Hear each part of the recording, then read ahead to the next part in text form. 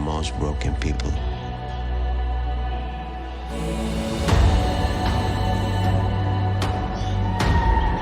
Can be great leaders.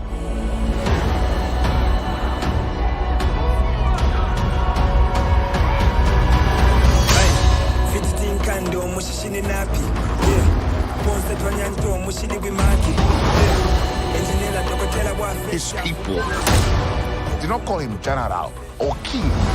They called him Kukulkan, the feather serpent god.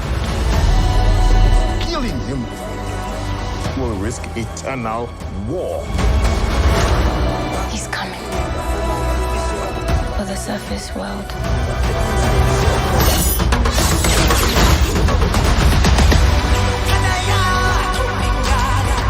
We know what you whisper.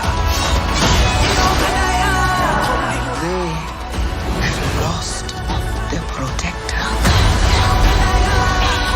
Now is our time to strike.